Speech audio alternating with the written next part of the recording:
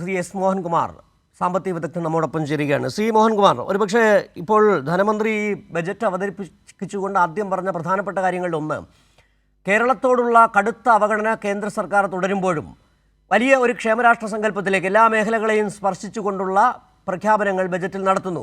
ഒരു തരത്തിലും കേരളം പിന്നോട്ട് പോകുന്നില്ല എന്ന് തന്നെയാണ് ബജറ്റ് പ്രഖ്യാപനത്തിലൂടെ ധനമന്ത്രി വ്യക്തമാക്കുകയും ചെയ്ത്. അതിൽ അദ്ദേഹം ഊന്നിപ്പറഞ്ഞ ഏറ്റവും പ്രധാനപ്പെട്ട കാര്യം മറ്റ് സംസ്ഥാനങ്ങൾ കേരളത്തിൻ്റെ അതാത് സംസ്ഥാനങ്ങളുടെ ആവശ്യത്തിനായി ഒരുമിച്ച് നിൽക്കുമ്പോൾ കേരളത്തിൻ്റെ സാഹചര്യം തികച്ചും വ്യത്യസ്തമാണ്.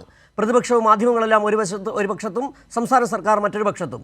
ആ പ്രതിസന്ധിക്കിടയിലും തിളങ്ങുന്ന നേട്ടം കൈവരിക്കാൻ കേരളത്തിനായി ഏറ്റവും എടുത്തു പറയേണ്ടത് ഒരുപക്ഷെ അത് തന്നെയാണ്. പ്രതിപക്ഷവും മാധ്യമങ്ങളും കേരള വിരുദ്ധത ആ ബജറ്റിൽ അദ്ദേഹം തുടക്കത്തിൽ പറയേണ്ടി വരുന്നതും ആ സാഹചര്യം. എങ്ങനെയാണ് ഈ ബജറ്റിനെ താങ്കൾ പൊതുവായി സമഗ്രമായി വിലയിരുത്തുന്നത്? കേരളം ഇന്ന് ബഹുമാനപ്പെട്ട കേരളത്തിന്റെ ധനകാര്യമന്ത്രി അവതരിപ്പിച്ച ബഡ്ജറ്റ് ഇന്ത്യയിലെ എല്ലാ സംസ്ഥാനങ്ങൾക്കുമൊന്നുമല്ല, ഇന്ത്യക്ക് തന്നെ മാതൃകയായി സ്വീകരിക്കാവുന്ന ഒന്നാണ്.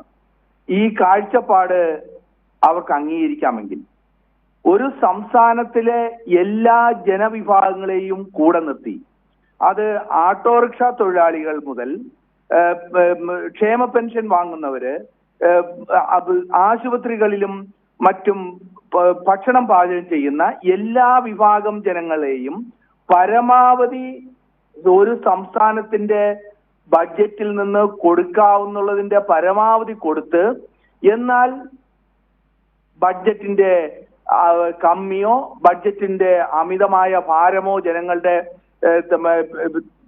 മേലിൽ അല്പവും പോലും അടിച്ചേൽപ്പിക്കാതെ മാതൃകാപരമായ ഒരു ബഡ്ജറ്റാണ് ഇത് എന്ന് നമുക്ക് നിസ്സംശയം പറയാം.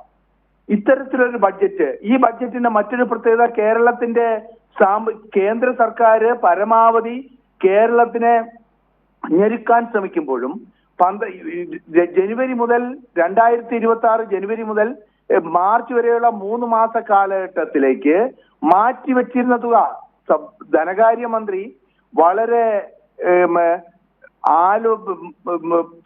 ആസൂത്രണത്തോടുകൂടി ഈ 3 മാസം എങ്ങനെ അടുത്ത ബഡ്ജറ്റിന്റെ ഏപ്രിൽ 1 തുടങ്ങുന്ന ബഡ്ജറ്റിന് മുമ്പേ ഏതെല്ലാം തരത്തിലുള്ള ചെലവുകൾ വരുമെന്ന് മുൻകൂട്ടി കണ്ട് മാറ്റിവെച്ചിരുന്ന 12,000 കോടി രൂപ അത് സംസ്ഥാനത്തിന് ചെലവഴിക്കാതെ അതിൽ നിന്ന് പോലും 6,000 കോടി രൂപ വെട്ടിക്കുറയ്ക്കുകയാണ് കേന്ദ്ര സർക്കാർ ഇപ്പോൾ ചെയ്തത്.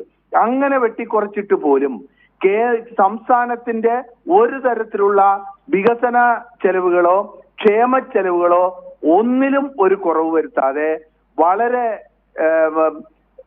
നമുക്ക് മാതൃകാപരമായി തീർന്ന ഒരു ബഡ്ജറ്റാക്കി ഇതിനെ ഇപ്പോ അവതരിപ്പിച്ചു എന്നുള്ളതാണ് ഈ ബഡ്ജറ്റിന്റെ എടുത്തു പറയേണ്ട പ്രത്യേകത. ഓട്ടോറിക്ഷ തൊഴിലാളികളുടെ ഇടയിൽ ഇപ്പോൾ ചർച്ച നടക്കുന്നു. അവരുടെ ഓട്ടോറിക്ഷ സ്റ്റാൻഡിൽ എവിടെയാണ് സൗരോർജ പാനൽ ഗവൺമെന്റ് വെക്കാൻ പോകുന്നത്? ആശാ വർക്കർ, അംഗൻവാടി ടീച്ചേഴ്സ്, എല്ലാ സ്കീം വർക്കേഴ്സും അവർക്കെല്ലാം ഇപ്പോ അവരുടെ ആകെയുള്ള വരുമാനം മാസ വരുമാനം വർദ്ധിപ്പിച്ചിരിക്കുകയാണ്. എല്ലാ മേഖലകളിലും ഗവൺമെന്റ് വിട്ടുപോയി എന്ന് പറയാൻ പറ്റുന്ന ഒരു മേഖലയുമില്ല. എല്ലാ മേഖലയിലും ഗവൺമെന്റിന്റെ പരിമിതികൾക്ക് ഉള്ളിൽ നിന്നുകൊണ്ടെന്ന് പറയാൻ പറ്റില്ല, പരിമിതികൾക്ക് പുറത്തു പോയി നിന്നുകൊണ്ടാണ് ഇപ്പോൾ ഈ ബഡ്ജറ്റ് നടപ്പിലാക്കിയിരിക്കുന്നത്. ഒരുപക്ഷെ താങ്കൾ പറഞ്ഞാണ് അതിൻ്റെ ഏറ്റവും മർമ്മപ്രധാനമായ കാര്യം. പരിമിതികൾക്കുള്ളിലല്ല, പരിമിതികൾക്കുള്ളിലേക്ക് തന്നെ പുറത്തേക്ക് തന്നെ പോവുകയാണ്. ഒരു സംസ്ഥാനത്തിന് വേണ്ടി ചെയ്യാൻ കഴിയുന്നതെല്ലാം എന്തൊക്കെ ചെയ്യും. അതായത് നേരത്തെ സൂചിപ്പിച്ച പോലെ 6,000 കോടിയാണ് വാർഷിക വിഹിതത്തിൽ കുറവ് വരുത്തിയത്. എല്ലാ തരത്തിലുള്ള കഴിഞ്ഞ ദിവസമാണ് മന്ത്രിസഭ എടുത്ത് ഈ വയനാട് പാക്കേജ്, വയനാട് ദുരന്തബാധിതർക്കുള്ള വായ്പ സംസ്ഥാനം ഏറ്റെടുക്കുന്നു. കേന്ദ്രം കാട്ടുന്ന വലിയ ചതി. അതിനിടയിൽ പോലും എങ്ങനെ ഒരുപക്ഷെ എല്ലാ തവണയും ഈ ബജറ്റ് വരുമ്പോൾ സമൂഹ മാധ്യമങ്ങളടക്കം ട്രോള് വരുന്നത് എന്താണ്? മദ്യത്തിൻ്റെ വില കൂട്ടും, ലോട്ടറി. ഇതാണ് കേരളത്തെക്കുറിച്ചുള്ള ഒരു പൊതു കാഴ്ചപ്പാട് മാധ്യമങ്ങൾ കൊടുക്കുക. പക്ഷേ ഇവിടെ തനത് നികുതി വരുമാനം കൂട്ടിക്കൊണ്ട് അതോടൊപ്പം തന്നെ നികുതിയേതര വരുമാനം കൂട്ടിക്കൊണ്ട് സംസ്ഥാനത്തെ മുന്നോട്ട് കൊണ്ടുപോകുന്നു. അതായത് കേന്ദ്രം ഒരു നയാ പൈസ തന്നില്ലെങ്കിൽ പോലും ഞങ്ങൾ മുന്നോട്ട് പോകുമെന്ന ഇച്ഛാശക്തി അത് തന്നെയല്ലേ ബജറ്റിലൂടെ ഇപ്പോൾ പ്രകടമായത്? അതാണ് ഇപ്പൊ പറഞ്ഞത്. നോക്കൂ, തൊഴിലുറപ്പ് പദ്ധതി കേന്ദ്ര സർക്കാർ പറയുകയാണ് ഞങ്ങൾ നിർത്തലാക്കുകയാണ്. കേന്ദ്ര സർക്കാർ പറയുകയാണ് ഇനി തൊഴിലുറപ്പ് പദ്ധതി കേരളം പോലുള്ള സംസ്ഥാനങ്ങൾക്ക് വേണ്ട. നമ്മുടെ ധനകാര്യമന്ത്രി കേരള ഗവൺമെന്റ് പറയുന്നത് എന്താണ്? ഈ 6,000 കോടി രൂപ അതിനുവേണ്ടി ഞങ്ങൾ അനുവദിക്കുന്നു. നിങ്ങൾ നിർത്തലാക്കിയാൽ കേരളത്തിലെ തൊഴിലുറപ്പ് പദ്ധതിയെ ആശ്രയിച്ച് ജീവിക്കുന്ന 25 ലക്ഷം വരുന്ന ജനങ്ങൾക്ക് ഞങ്ങൾ തൊഴിൽ കൊടുക്കും. ഈ 6000 കോടി രൂപ അതിനുവേണ്ടി മാറ്റിവെച്ചിരിക്കുന്നു. ഇന്ത്യയിലെ ഒരു സംസ്ഥാനവും ഇത്തരത്തിലുള്ളൊരു പാത പിന്തുടരുമെന്ന് തോന്നുന്നില്ല. കേരള ഗവൺമെന്റ് ഇതാണ് കേന്ദ്രം തരുന്ന വെല്ലുവിളികളെ ജനങ്ങളുടെ ഭാഗത്തു നിന്ന് പോസിറ്റീവായി അത് ഏറ്റെടുക്കുകയും ആ വെല്ലുവിളിയെ സ്വീകരിച്ചുകൊണ്ട് അതിന് ബദലായ നയങ്ങൾ സ്വീകരിച്ച് മുന്നോട്ട് പോവുകയാണ് ചെയ്യുന്നത്. മറ്റൊരു പ്രത്യേകത, ഫെഡറൽ സംവിധാനത്തെ മുഴുവനും ഇല്ലാതെയാക്കാൻ കേന്ദ്ര സർക്കാർ ശ്രമിക്കുമ്പോൾ തദ്ദേശ ഭരണ സ്ഥാപനങ്ങളെ കേരള ചരിത്രത്തിൽ തന്നെ നോക്കൂ, 1996 നമ്മൾ ജനകീയാസൂത്രണം നടത്തിയതിനു ശേഷം തദ്ദേശ ഭരണ സ്ഥാപനങ്ങളെ പുതിയൊരു രണ്ടാം തട്ടിലുള്ള ഗവൺമെന്റ് ആക്കി പൂർണ്ണ ഗവൺമെന്റുകളാക്കി മാറ്റിയെടുക്കുന്നതിനുള്ള പദ്ധതികളാണ് ഈ ബഡ്ജറ്റിൽ പ്രഖ്യാപിച്ചിരിക്കുന്നത്.